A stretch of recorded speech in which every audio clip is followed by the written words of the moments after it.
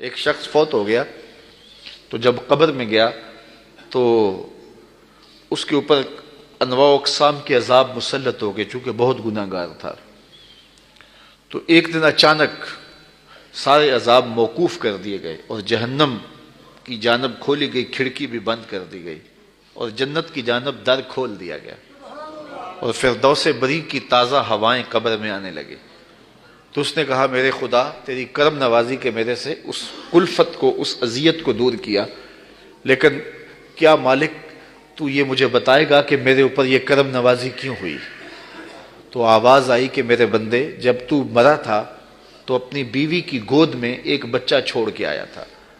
اب بچہ تھوڑا سا بڑا ہوا ہے تو اس نے اس بچے کو مکتب میں بٹھایا ہے، تو استاد نے اس کو قرآن مجید پڑھانے سے پہلے کہا بیٹا پڑھو بسم اللہ الرحمن الرحیم، تو اس بیٹے نے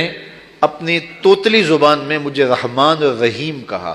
مجھے شرم آتی ہے کہ اس کا بیٹا مجھے رحمان اور رحیم کہہ رہا ہے اور میں اس کو عذاب دے رہا ہوں، تو میں نے اس کے صدقے سے معاف کر دیا ہے۔ تو اولاد اگر رحمان کہے، اولاد اگر رحیم کی بولی بولے تو اللہ کرم کر دے، اور اگر اولاد حافظ قرآن ہو، اگر اولاد عالم دین ہو،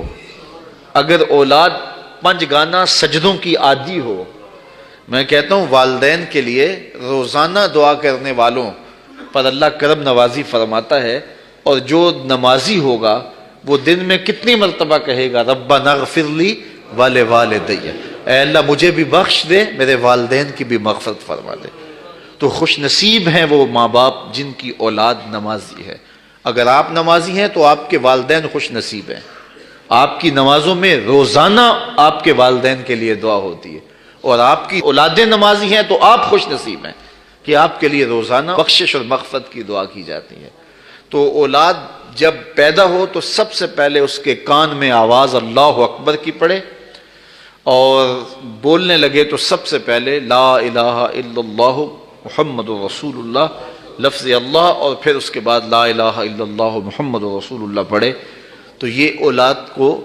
آپ تربیت میں دیں گے۔ بچے کا اچھا نام رکھنا یہ والدین کے ذمے ہے